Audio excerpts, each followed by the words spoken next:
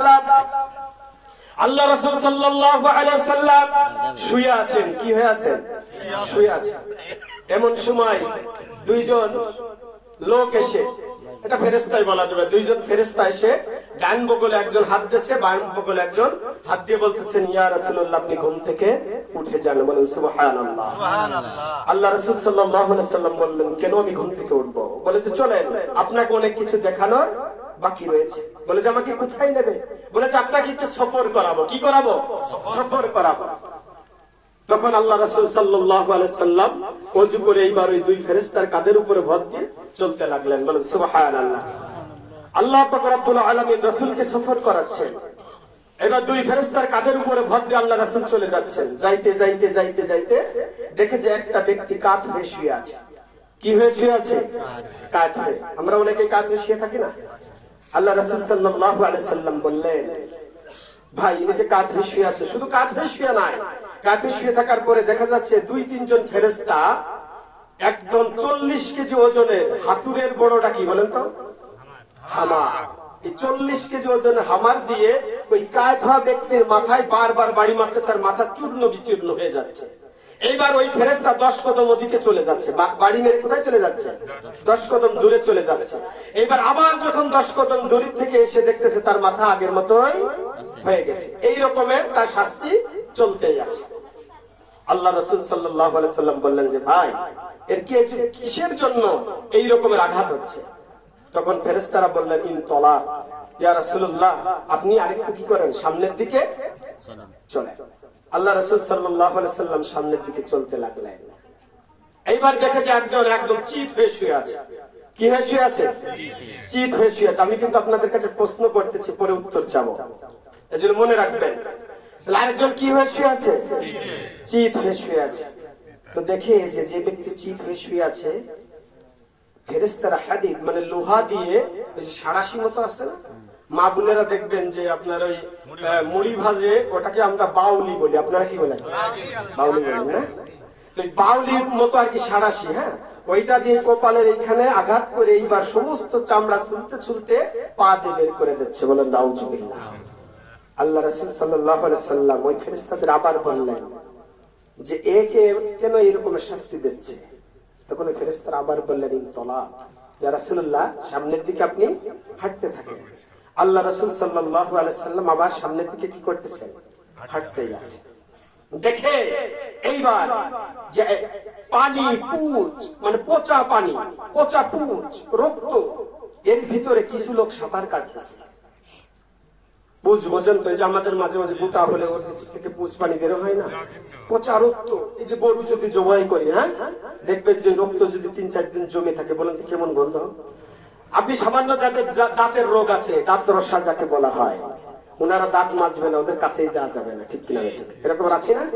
এই রকমের গন্ধযুক্ত একটা নদীর ভিতরে লোকে কি করতেছে? সাঁতার কাটতেছে। সাঁতার কাটতে কাটতে কুলে আসতেছে। ফেরেশতাদের হাতে বড় বড় পাথর আছে, যেই কুলে আসতেছে ওদের মারছে। ওরা ভয়তে আবার কোথায় চলে যাচ্ছে? নদীর মাঝখানে চলে যাচ্ছে।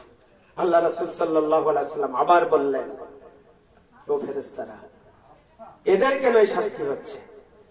আল্লাহ রাসূল সাল্লাল্লাহু আলাইহি ওয়াসাল্লামকে ফেরেশতারা আবার বলেন, তলাক, আপনি সামনের দিকে হাঁটেন। আল্লাহ রাসূল সাল্লাল্লাহু আলাইহি ওয়াসাল্লাম আবার সামনের দিকে হাঁটা শুরু করলেন। যাইতে যাইতে বড় একটা চুলা দেখলো। চুলার 4টা মুখ। কয়টা মুখ বললাম বলেন তো? 4টা মুখ। এই চুলাটা সামনে দিয়ে দেখে যে চুলার ভিতরে দাউ দাউ করে আগুন জ্বলতেছে। শুধু আগুনে জ্বলে ক্ষান্ত হচ্ছে না, ওর ভিতরে উলঙ্গ মার্কা কিছু নারী আছে, উলঙ্গ মার্কা কিছু পুরুষ আছে।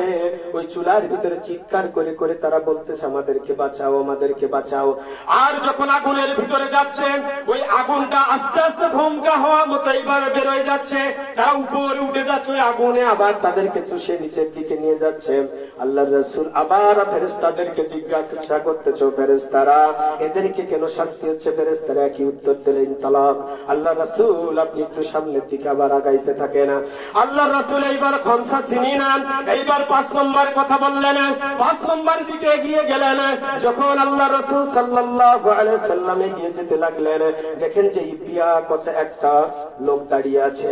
এত বিকট চেহারা, তার চেহারা দেখলেই ভয় করে। অনেক বড় একটা ভয়ঙ্কর চেহারার একটা লোক দাঁড়িয়ে আছে, আর তার কাছে শুধু কাঠ আর কয়লার পাথর।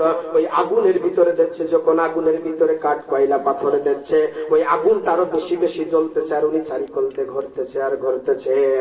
আল্লাহ রাসূল সাল্লাল্লাহু আলাইহি ওয়াসাল্লাম আবার জিজ্ঞাসা করলেন, ও ফেরেশতারা, তোমাদের কাছে আমার প্রশ্ন, এই ব্যক্তি কেন এই আগুনটা বারবার বেশি বেশি তেজ করতেছে, কেন জ্বালাচ্ছে? ফেরেশতারা আবার বললেন, ইনতালাক ইয়া রাসূলুল্লাহ, আপনি সামনের দিকে হাঁটেন, সামনের দিকে হাঁটেন। আল্লাহ রাসূল আবার সামনের দিকে হাঁটতে শুরু করলেন। দেখেন যে সুন্দর একটা বাগান দেখা গেল। কি দেখা গেল বলেন তো? সুন্দর একটা বাগান, একটা উদ্যান দেখা গেল। আল্লাহ রাসূল ওই বাগানের ভিতরে ঢুকে গেলেন। দেখছে ওই বাগানের ভিতরে আঙ্গুর ফল আছে, বেদেনা আছে, কমলা লেবু আছে, বিভিন্ন ধরনের ফল ফলাদি আছে।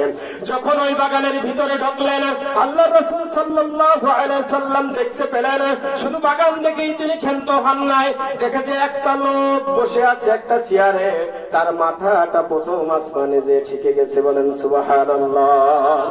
শুধু তাই নয়, উনি যে চেয়ারের উপরে বসে আছে, আর তার সামনে দিয়ে ছোট ছোট বাচ্চারা কুরআনের সুরে কি যেন কিতাব পড়তেছে। বলেন সুবহানাল্লাহ। আল্লাহ রাসূল ফেরেশতাদেরকে আবার জিজ্ঞাসা করলেন, ও ফেরেশতারা, এই যে লম্বা লোক ইনি কে, এবং তার সামনে যত ছোট ছোট বাচ্চা আছে এরা কারা? ফেরেশতারা ওই একই উত্তর দিলেন, ইনতালাক ইয়া রাসূলুল্লাহ, সামনের দিকে হাঁটতে শুরু করেন। আল্লাহ রাসূল সাল্লাল্লাহু আলাইহি সাল্লাম সামনের দিকে হাঁটতে শুরু করলেন।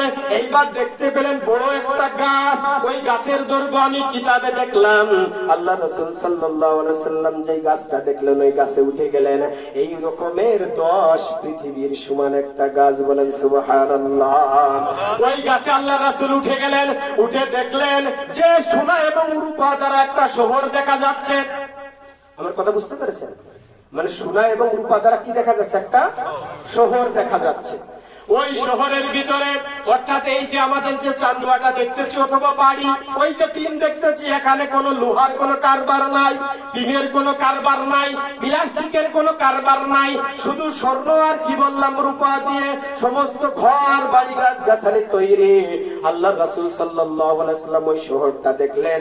ওই গাছের ডাল থেকে আরেকটু উঁচা ডালে উঠে দেখলেন একটা রাজপ্রাসাদ। আল্লাহ রাসূল সাল্লাল্লাহু আলাইহি ওয়াসাল্লাম ওই রাজপ্রাসাদে উঠে দেখলেন যে একটা চেয়ার আছে। চেয়ারের ওজনটা 70,000 মন ভারী। কয় হাজার মন? 70,000 মন ভারী। ওই চেহারা হীরা এবং জহরত দিয়ে ওই চেয়ারটা তৈরি করে আল্লাহ রাসূল ওই ফেরেশতাদেরকে বলল, ফেরেশতারা, এই চেয়ারটা কার জন্য? এই চেয়ারটা আবার কার জন্য? তখন ফেরেশতারা বললেন, ইয়া রাসূলুল্লাহ, এই যে প্রসাদটা দেখতেছেন এটা হবে আপনার বাড়ি, আর ওই চেয়ারটা হচ্ছে আপনার চেয়ার। বলেন সুবহানাল্লাহ। তখন আল্লাহ রাসূল আবার ডান দিকে তাকালেন। ডান দিকে তাকাই দেখেছে একটা লোক, কিছু লোক দেখা যায় তাদের ডান পাশের চেহারা নুরানি উজ্জ্বল এবং বাম পাশের চেহারা তাদের কুৎসিত কালো। আল্লাহ রাসূল সাল্লাল্লাহু আলাইহি সাল্লাম আবার জিজ্ঞাসা করলেন, ও ভাইয়েরা, ও ফেরেশতারা, এইবার আমাকে তোমাদের প্রশ্নের জবাব দিতেই হবে। আর আমি হাঁটতে পারবো না, আর আমি হাঁটতে পারবো না। আমার প্রশ্নের জবাবটা একটু তাড়াতাড়ি দিয়ে যাও। আপনারা কি শুনতে চান না? শুনতে কি চান না? তাহলে কয়টা প্রশ্ন হয়েছে? 7টা। কয়টা হয়েছে? 7টা হয়েছে। ইনশাআল্লাহ আমরা এই প্রশ্নগুলো শুনে এখান থেকে চলে যাবো ইনশাআল্লাহ। একটু জিকিরের তাড়াতাড়ি তো আমরা সামনের দিকে বাড়াই। লোক দাঁড়িয়ে আছে। সুবহানাল্লাহ, আলহামদুলিল্লাহ। আসেন আসেন।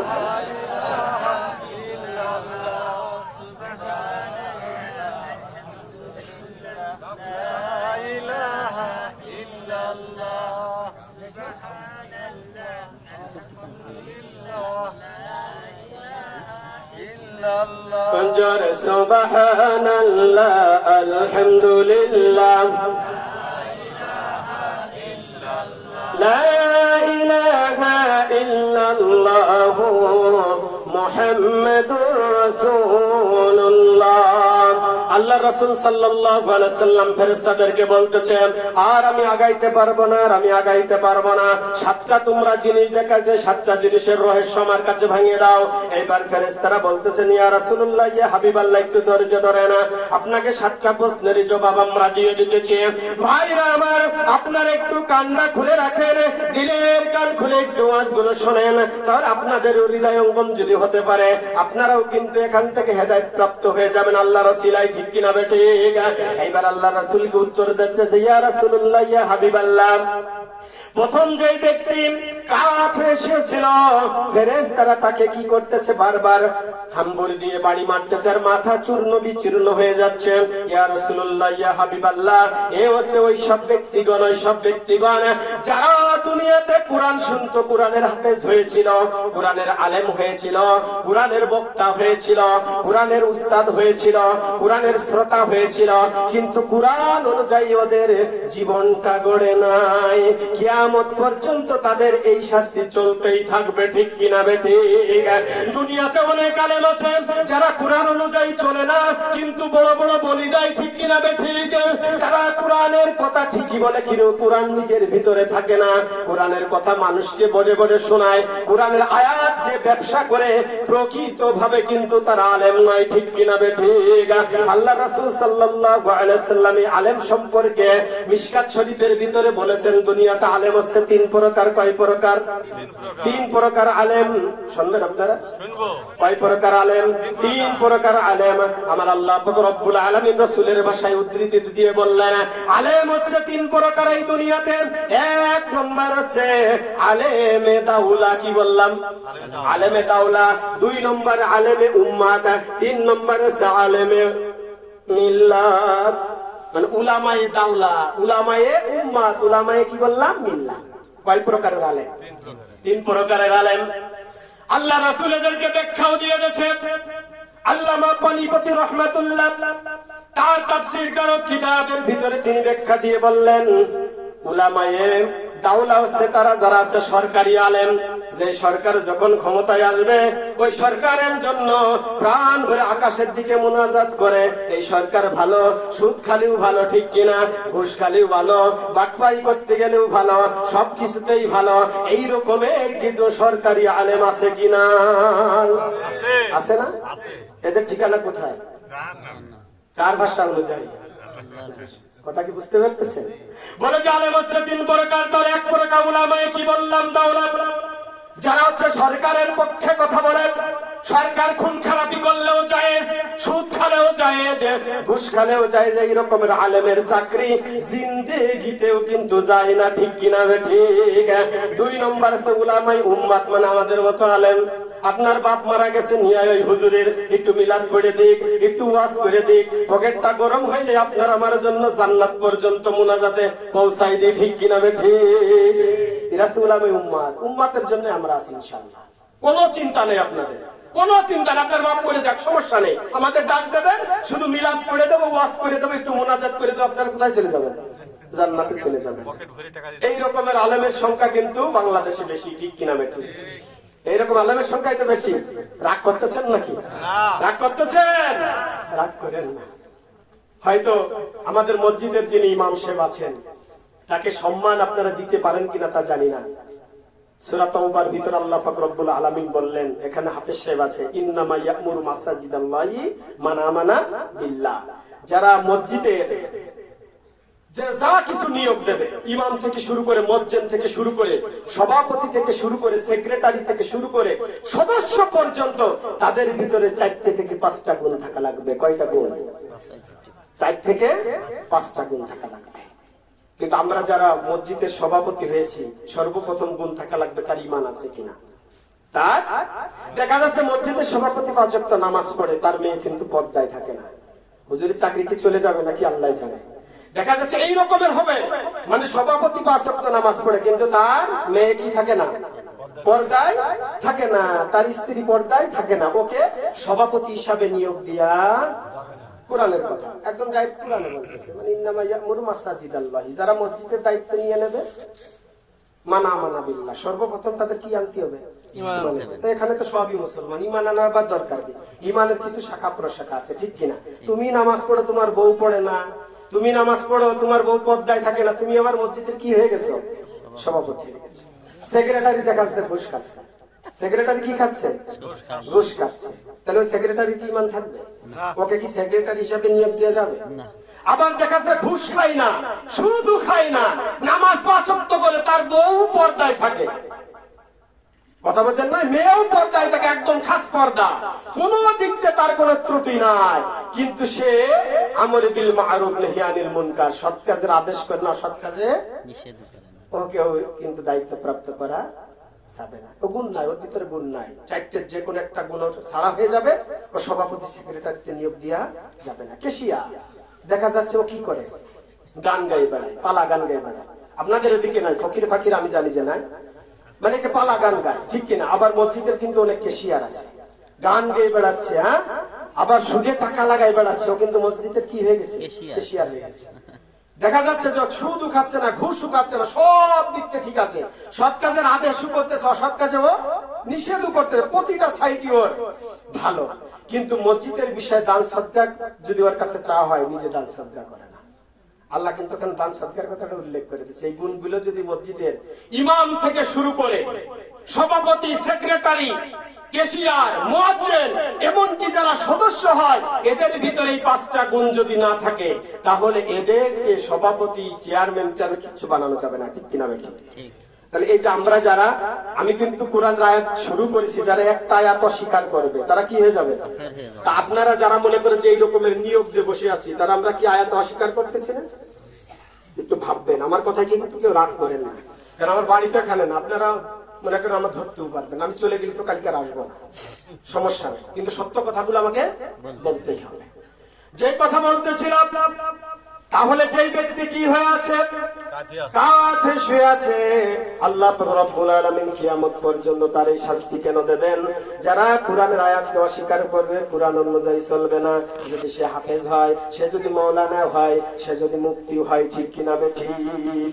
ফেরেশতারা ডেকে বললেন, ইয়া রাসূলুল্লাহ, ইয়া হাবিবাল্লাহ, দুই নম্বরে যে ব্যক্তি চিত হয়ে শুয়ে আছে, যাকে হাদিদ মানে সাড়াশি দিয়ে তার যে চামড়াটা শুলা হচ্ছে, এর একটা মাত্র কারণ, ওই ব্যক্তি দুনিয়াতে যা বলতো তা লোক ঠকানো করতো এবং মিথ্যা কথা বলতো। বলেন নাউজুবিল্লাহ। লোক ঠকাতো এবং মিথ্যা কথা বলতো আর গীবত করতো। কি করতো? গীবত করতো। এই তিনটা কারণে আল্লাহ পাক রব্বুল আলামিনের এই ব্যক্তিকে কিয়ামত পর্যন্ত চামড়া শুলা কি দেবে? শাস্তি দেবে। আমাদের ভিতরে আমরা তো মিথ্যা কথা বলি না, ঠিক কিনা? গীবত তো আমরা করি না, গীবত তো আমরা করি না, ঠিক কিনা? সবচাইতে বড় পাপ হচ্ছে গীবত, ঠিক কিনা? হুজুর শিরকের কথা বলছে, আসলে শিরক হচ্ছে বড়, তারপর হচ্ছে গীবত। আল গীবত আশাদ্দু মিনাজ জিনা, গীবত হচ্ছে জিনার চাইতে মারাত্মক গুনাহ। বলেন নাউজুবিল্লাহ। এটা পুরো একটা আমাদের ভিতরে আছে কিন্তু গীবত, বিশেষ করে আমার মা বোনদের ভিতরে এই খাসলতটা বেশি। ঠিক কথা বুঝতে পারেন না? মা বোনদের ভিতরে এই খাসলতটা বেশি। ওরা যদি তিনজন এক জায়গা হয়, স্বামী যদি মনে করেন যে ওদের হাজারো বার যদি পোশাকের পরে পোশাক, হ্যাঁ, কাপড়ের পরে কাপড়ও যদি দেয়, তবু যদি একটু ফাঁক ফুকর পায়, ওই স্বামীর গীবত কিন্তু অন্য বুর কাছে করে আছে, ঠিক কিনা বেটি?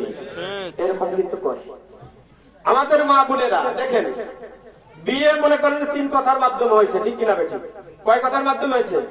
3 কথার মাধ্যমে হয়েছে। কোন দলিল আছে? কোন দলিল আছে নাকি বলেন তো? কোন দলিল নাই, 3 কথাই। কারণ তাকে স্ত্রী হিসাবে কি করে নিছি? কবুল করে নিছি, গ্রহণ করে নিছি। এইবার ওই স্ত্রী যদি বিশাল একটা লম্বা লিস্ট কি করে দিয়েছে, ধরিয়ে দিয়েছে।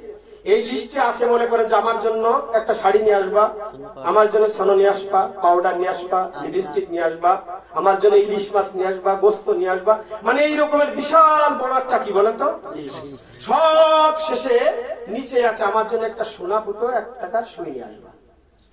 কথা বলছেন না? কিন্তু লিস্টে দেখা যাচ্ছে যে প্রায় 20,000 টাকার লিস্ট।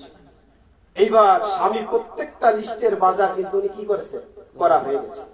বলে এইবার ওই সুই ঘোড়ার ডিমের কথা মনে নেই। কথা বলছেন না? দাম কয় টাকা বলেন তো? 1 টাকা। এইবার স্ত্রীর কাছে আনলে আমাদের মা বোনেরা কিন্তু তাই করে। এইবার বাজারগুলো মিলাই দেখে, ঠিক কিনা, যে সব ঠিক আছে, সুই কো ভালো, তা বলে যে ওটা যে মনে নেই। এই তো 20 বছর তোমার সংসার করতেছি, 1 টাকা দামের একটা সুই তুমি আমাকে দিতে পারলে না, ঠিক কিনা বেটি? কিন্তু ওর জন্য 20,000 টাকা কি করেছে, বাজার করেছে। এই গীবতটা, এই অহংকারটা মা বোনদের ভিতরে বেশি। ও মা, তোমার এটা কি করতে হবে, ছেড়ে দিতে হবে। কারণ তোমাদের এই গীবতের কারণে আল্লাহ একটা সূরা নাযিল করে দিয়েছে, ঠিক কিনা বেটি? আল্লাহ পাক রব্বুল আলামিন বললেন, ওয়াইলুল লিকুল্লি হুমাযাতিল লুমাযাতিন আল্লাযী জামা'a মালান ওয়া عددا يحسب أن ماله أخلدا আমার আল্লাহ পাক রব্বুল আলামিন বললেন ওয়াইল একটা জাহান্নামের নাম কিসের নাম বললাম বলেন তো একটা জাহান্নামের নাম ওয়াইল জাহান্নাম দিয়ে আল্লাহ শুরু করেছেন বলে যে গীবতকারীর জন্য ওয়াইল নামক জাহান্নাম হয়ে যাবে ওয়াইলুল লিল তারা প্রত্যেকেই যাবে এখানে কিন্তু মাগুরার কথা বলা হয় না ঝিনেদার কথা বলা হয় নাই এখানে খুলনার কথা বলা হয় নাই পৃথিবীতে 230টা দেশের কথা বলা হয় নাই আল্লাহ পাক রব্বুল আলামিন কথাটা উজ্জ্ব রেখেছে বোঝা গেল আমাদের প্রত্যেকের জন্য আয়াত নাজিল হয়ে গেছে ঠিক কিনা বেঠিক আল্লাহ পাক রব্বুল আলামিন বলে দিলেন যারা গীবত করবে ওয়াইল নামক জাহান্নামে তারা ঢুকবে তারা কারা ওয়াইলুল লিকুল্লি তারা প্রত্যেকেই ঢুকবে সেটা নারী হোক আর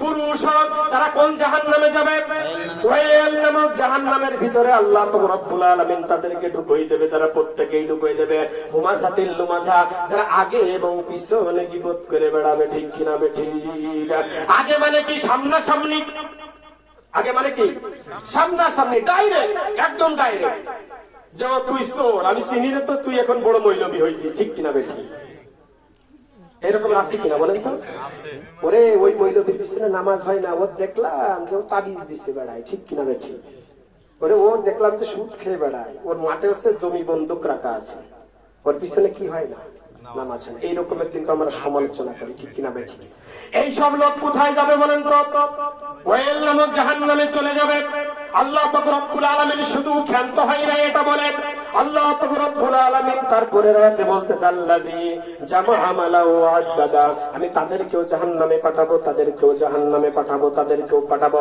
আল্লাযী জাহারাত জামা জমা রাখে কি রাখে বলেন তো আমাল মানে মাল আমাল মানে কি মাল তাহলে জামা মালাউ আদাদা যারা মাল সম্পদ কি রাখে বলেন তো জমা রাখে হযরত মুসা আলাইহিস সালামের সময় এরকম জমা রেখেছিল এজন্য আল্লাহ পাক রব্বুল আলামিন আসমান থেকে কিন্তু গজব দিয়েছিল সূরা বাকারার ভিতর আছে ওয়াজান্নালনা আলাইকুমুল গামামা ওয়াজালনা আলাইকুমুল মান্না ওয়াসসালাওয়া আমি আয়াতের কিছু অংশ পড়লাম এই কারণেই কারণ সময় সংকীর্ণ হয়ে গেছে ভাই ও বাবাজিরা আমার আমি আপনাদেরকে বলতে চাই তাহলে যারা মাল সম্পদ জমা রাখবে যারা জমা রাখে তারা কিন্তু আল্লাহকে বিশ্বাস করে না ঠিক কিনা বেঠিক ওরা জানে যদি জমা রাখি কালকে কি খাওয়ালে এই জন্য তারা জীবন বীমা করে আইস বীমা করে তারা কি করে ইসলামী ব্যাংকে জমা রাখে তারপরে লাইফ ইন্সুরেন্স করে ঠিক কিনা বেঠিক করে কিনা বলেন তো করে না জীবন বীমা লাইফ ইন্সুরেন্স ইসলামী ব্যাংকে দুনিয়াতে যত ব্যাংক আছে নাম কাছে ইসলামী ওখানেও কিন্তু সুদের শাখা আছে ঠিক কিনা বেঠিক আমরা কোথায় আছি আমরা কোথায় আছি এই জন্য ভালো করে বুঝবেন মাল সম্পদ জমা রাখা যাবে না হ্যাঁ যাবে কিন্তু আল্লাহর রাস্তায় খরচ করার পরে ঠিক কিনা বেঠিক আমি আসলে সংক্ষেপে বলতে যেহেতু কথাই কথায় এসে গেছে ওদিকে ঢুকে গেছে আমি কি করব তারাও যাবে জাহান্নামে তারাও যাবে কোথায় জাহান্নামে যে ইহসাব যারা হিসাব করবে হিসাব করে করে কি করবে খরচ করবে দেখবেন যে মুরগিতে 10টা ডিম পেড়েছে মুরগিতে কয়টা ডিম পেড়েছে 10টা আমার মা বোনদের ভিতরে এই হিসাবটা বেশি আছে যে 10টা ডিম যদি এই সময় বেচা যায় এক একটা ডিমের দাম 15 টাকাও তো হয়ে গেছিল ঠিক কিনা 15 টাকা হ্যাঁ তাহলে এক একটা ডিমের দাম যদি 15 টাকা হয় 10টা ডিমের দাম 150 টাকা তাহলে 150 টাকা 100 টাকার একটা নোট আর আছে 50 টাকার একটা নোট এটা কি ভাঙতি টাকা আছে বলেন তো না বাকি টাকা কি আছে এবারও মা বোন দেখবে যে আজকে 10টা মুরগিতে 10টা ডিম পারছে কালকে যদি 10টা পারে তাহলে 300 টাকা হয়ে যাচ্ছে এইবার মাসে আমার চলে আসছে 3000 টাকা ঠিক কিনা বেঠিক তো ভাববে যে এই টাকা আমি খরচ করবো না হিসাব করে করে রাখবো একদিন মনির আব্বার হাতে দিয়ে বলবো এই দেখো 80,000 টাকা হয়ে গেছে তুমি 1 বিঘা জমি বন্ধক রাখো ঠিক কিনা বেঠিক এরাও যাবে কোথায় জাহান্নামে যাবে এটা যাওয়া লাগবে আর ইরা যাবে কোন জাহান্নামে আল্লাহ পাক রব্বুল আলামিন সেই জাহান্নামের নামও বলে দিয়েছে ইয়াহসাবু আন্না মালাহু আখলাদা কাল্লা লা ইউনবাযান্না ফিল হুতামা হুতামা নামক জাহান্নাম তারা কোথায় যাবে হুতামা নামক জাহান্নামে আচ্ছা আল্লাহ যা বলেছে এটা মিথ্যা না সত্য সত্য না তো আল্লাহ পাক রব্বুল আলামিন ইরাইরা এই জাহান্নামে যাবে আল্লাহ তো বলেই দিয়েছে আপনারা হয়তো ভাবতে পারেন যে হুজুর এই হুতামা আবার কি আমার খালাতো বোনের নাম মনে হচ্ছে এরকম ভাবতেছেন নো আল্লাহ পাক রব্বুল আলামিন বলতে হুতামা কি আল্লাহ নিজেই বলে দিচ্ছে আপনাদের মনের ভিতরে যেমন প্রশ্নের উত্তর আল্লাহ ডাইরেক্ট ওমা আতরা কামাল হুতামা ভাবতেছ হুতামা কি হ্যাঁ, ওমা আদরাকা মাল হুতামা, হুতামা হচ্ছে নারুল্লাহিল মুকাদা, এটা হচ্ছে আগুনের একটা নদী, ঠিক কিনা বেঠে? এটা হচ্ছে আগুনের কি একটা নদী, ওর ভিতরে এদেরকে কি করা হবে? ফেলানো হবে। আপনারা ভাবতেছেন আগুনের নদীর ভিতরে খালি সাঁতার কাটবো, সমস্যা কি? ওই যে বলেছিলাম ফেরেশতারা কি নিয়ে দাঁড়ায় আছে? পাথর নিয়ে দাঁড়ায় আছে। এইবার সাঁতার কাটিস। আমার কথা কি বুঝতে পারতেছেন ভাই? বুঝতে পারতেছেন? ওই আগুনের নদীতে আপনার কিয়ামত পর্যন্ত সাঁতার কাটতেই থাকবেন, চারিকোণে ফেরেশতা থাকবে, আপনি কখনো কুল কিনারা পাবেন না। আপনার এইভাবে কিন্তু কিয়ামত পর্যন্ত শাস্তি চলতেই থাকবে নারুল মুকাদা। তখন আল্লাহ পাক রব্বুল আলামিন আবার বলে দিলেন যে ওরা সাঁতার কাটতে কাটতে হয়তো এই যে ইসের দিকে চলে আসতে পারে, কিনারার দিকে চলে আসতে পারে, আমাদের খাসলো দিত তাই, ঠিক কিনা? তখন আল্লাহ পাক রব্বুল আলামিন বললেন আল্লাহ তি তাত্তানি আলা লাফিদা, ওদেরকে ধর, ওদেরকে সান্দর দেয়। সান্দর বোঝেন তো আপনারা? আগে যারা আমন ধান মূলতো, দেখবেন একটা গরুর সাথে আরেকটা গরু কি দিত বলেন তো? সান্দর দিত, যাতে একটা গরু ছেড়ে আরেকটা কি করতে না পারে, জেলে যেতে না পারে। এই জন্য আল্লাহ পাক রব্বুল আলামিন কত সুন্দর কায়দায় বলে দিয়েছে আল্লাতি তাত্তালিউ আলা লাফিদা, ওদেরকে ধর এবং সান্দর দে। একটার সাথে একটা সান্দর দেওয়া হবে কাদেরকে? যারা হিসাব করবে, ঠিক কিনা? যারা মান জমা রাখবে, যারা গীবত করবে, ওদেরকে একটার সাথে একটা সান্দর দেবে, যাতে ওই নদী সাতরাই কি কোথায় না আসতে পারে, পুলি না আসতে পারে। আল্লাতি তাত্তালিউ আলা লাফিদিন্না আলাইহিম মুসাদা, শুধু সান্দর দিয়ে আল্লাহ ক্ষান্ত হবে না। আমরা একটা মেয়ে খুঁটি ঘুরতাম, ঠিক কিনা বেঠিক? কি ঘুরতাম? মেয়ে খুঁটি, যাতে গরুটা কিনে আমারতে পারে। আল্লাহ পাক রব্বুল আলামিন ওই কথাই বলতেছেন না আলাইহিম মুসাদা, ওখানে কি কর? মেয়ে খুঁটি পোতে অর্থাৎ একটা বড় খাম্বা বল, ওই খাম্বার সাথে শিকলটা আটকাই দে। কিয়ামত পর্যন্ত আমি আপনি আগুনের নদীতে থাকবো, ঠিক কিনা বেঠিক? বাইরে কলিজা কি একটু জ্বলে না? কলিজায় কি একটু ভয় লাগে না? গীবত কি আজকে আর থেকে করব? মিথ্যা কথা কি আর বলবো? ওরে সুদ কি আর খাবো? ঘুষ কি আর খাবো? এটা কিন্তু খাওয়া যাবে না, মিথ্যা কথাও বলা যাবে না। ভাই গো, আপনাদেরকে হাতে পায়ে জড়াই ধরে বলে যায় আল্লাহর ওয়াদা কিন্তু সত্য, ঠিক কিনা বেঠিক? জিকির করি লা ইলাহা ইল্লাল্লাহ।